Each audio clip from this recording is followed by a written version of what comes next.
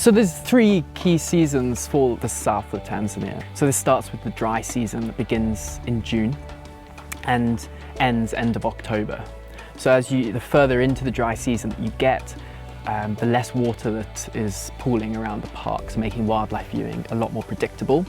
But as all our camps are right next to the permanent water sources, and we were very lucky being the first in these parks that we could choose the best locations, it means that the wildlife have to come down in front of our camps to drink. So we have a lot of wildlife encounters during the dry season as well.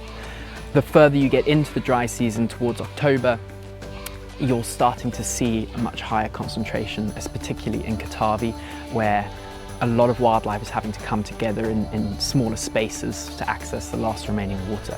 And there's when you start seeing a bit more action as well as the wildlife interact with each other. So then November, December, January and into February is what we call the short rains. So the build up to this, things do heat up a bit, whereas the dry season is cooler. November, December is getting hotter. And then when you get these short rains in the afternoon, it brings the temperature right down again. Now it's a myth that the only good time to visit is during the dry season, because my favorite time is November, December, January, because you still get to see a lot of the wildlife. It hasn't had so much rain that it ruins your game drives. You're not getting soaking. It's not too bushy, so you can still see wildlife, but the color comes in and you start seeing a lot more greens and reds and yellows rather than just dryness.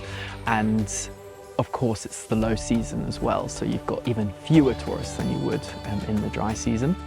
Then as you get into March, April, May, this is what we call the long rains. And we do close some of our camps because it's not possible to access them with the amount of rain and the road conditions, but it is a more consistent drizzle for these months.